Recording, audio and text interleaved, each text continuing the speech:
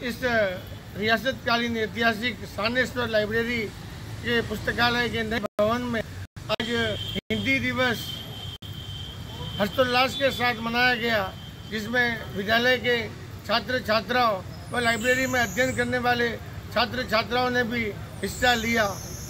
इस अवसर पर भीख सिंह जी भाटी, प्रवीण सिंह सिंदल, नरेश ओझा, प्रतिभा आर्य, विभा सक्सेना एवं अन्य छात्र छात्राओं ने अपने विचार रखे व हिंदी दिवस के दिन सबने संकल्प लिया कि हमें इस देश को, अगर देश की आत्मा हिंदी है और इसको समृद्ध कर हमें भारतवर्ष को समृद्ध बनाना है। इस अवसर पर वक्ताओं ने हिंदी दिवस के दिन संविधान में राष्ट्रभाषा और राजभाषा के विषय के अंतर और अब तक हिंदी जो राष्ट्रभाषा का दर्जा नहीं ले सकी है, अभी तक हमें न्याय व बैंकिंग प्रणाली न्यायालय के न्याय भी हिंदी में सुलभ नहीं होता है, जबकि संस्कृत देवनागरी से सभी भाषाएं निकली है। हमारी अन्य क्षेत्रीय भाषाएं और देवनागरी हिंदी को समझे बगैर हम भारत की आत्मा और संस्कृति को समझ नहीं सकते हैं। हिंदी दिवस पर आज हमें ये भी जानना होगा कि सिरोही जिले ने डॉक्टर गौरीशंकर हीराचंद्र ओझा जैसे महान इतिहासकार व साहित्यकार दिए हैं, जिन्होंने हिंदी को समृद्ध करने में अमूल्य और बहुत बहुमूल्य कार्य किया था, जिससे आज इतिहास और साहित्य में देवनागरी प्रचारिणी सभा व हिंदुस्तान की लिपियों को एकत्रित करने में उनका एक अहम योगदान था। आज़ादी का अमृतकाल महोत्सव में हमें यह हर चीज़ को जानना होगा। हमारी संस्कृति और हिंदी के बिना हम इस देश को मजबूत नहीं कर सकते हैं। हिंदी ने देश की आज़ादी के आंदोलन में अमूल्य भूमिका निभाई। मध्य युग के अंदर तुलसी, जायसी, रसखान, रहीम इन्होंने अपनी भूमिका निभाई और अब युवा पीढ़ी ही आगे आकर के हिंदी को समृद्ध कर सकती है और हिंदी को समृद्ध करके ही हिंदुस्तान और भारतवर्ष एक ऊंचा मुकाम हासिल कर सकता है।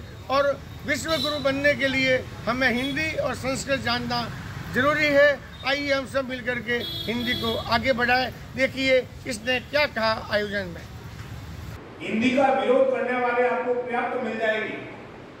उनको अंग्रेजी से कोई शिकवा शिकायत नहीं है, लेकिन हिंदी से उनको जरूर शिकवा शिकायत है। इसका कारण ये है कि हमने उनको प्रेम से, मित्रता से, भाईचारे से, अपनापन से, विश्वास में लेकर के काम नहीं किया। उसी का नतीजा ये है कि आज अपन हिंदी को जो सम्मान देना चाहते थे वो नहीं मिल रहा है। वक्ताओं के अगले क्रम में मैं तेजस्वी चारण को आमंत्रित करूंगा। बेटी तेजस्वी चारण बता रहे और इस हिंदी महत्व को विशेष रूप से रेखांकित किया और उनके पश्चात में हिंदी को देश की आधिकारिक भाषा बनाने के लिए एक आंदोलन सा चल पड़ा। भारतेंदु हरिश्चंद्र जो आधुनिक हिंदी के प्रारंभिक लेखकों में से हैं, उनकी दो पंक्तियां मैं आपके समक्ष रखूंगी।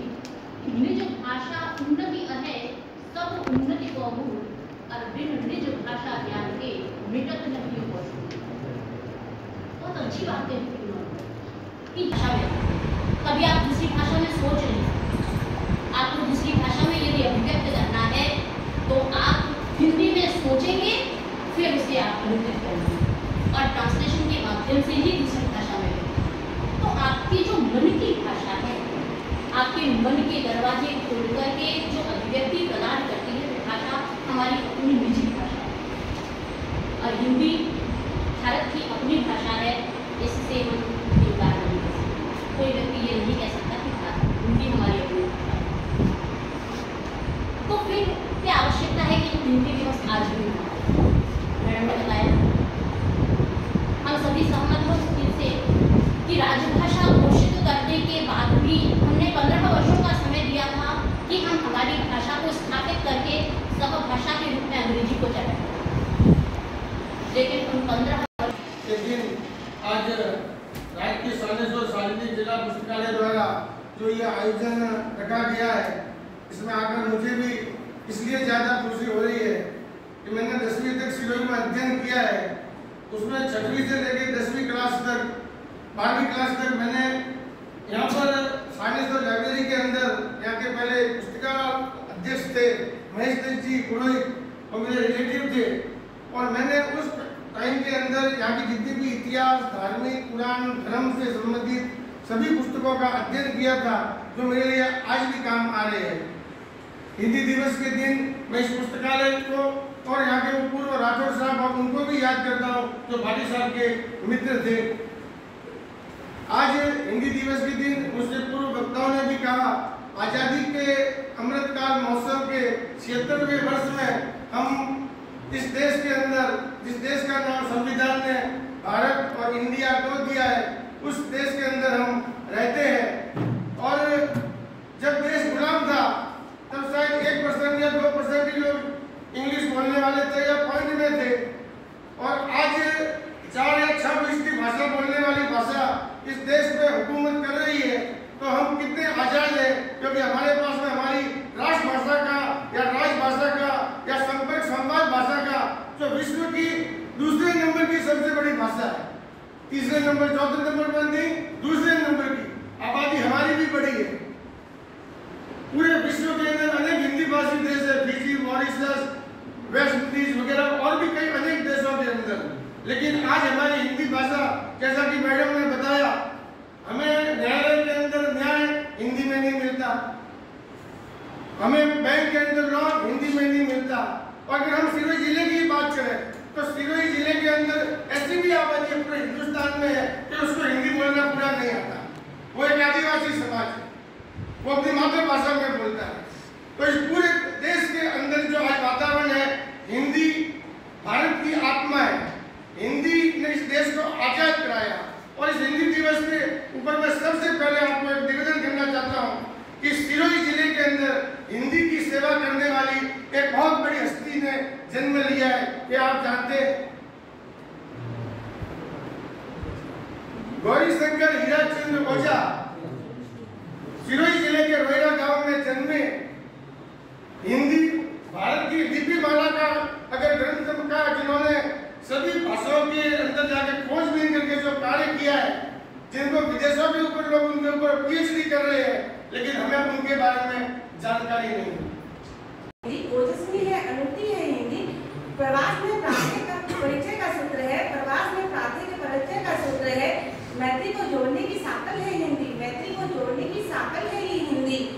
पढ़ने और पढ़ाने में सहज सुगम है, पढ़ने और पढ़ाने में सहज सुगम है। साहित्य की सागर है हिंदी, साहित्य की सागर में है ये हिंदी। तो कुछ गलती हो जाए तो क्षमा करें। सबसे पहले मैं ये कहना चाहूँगी, हमारे देश में अनेक भाषाएं बोली जाती है, लेकिन राजभाषा बोल दो, मातृभाषा बोल दो, उसको हिंदी को ही मानते हैं। लेकिन आज की जो संस्कृति है उसमें हिंदी से ज़्यादा इंग्लिश को, अंग्रेजी को महत्व दिया जा रहा है। आज के जो बच्चे हैं उनको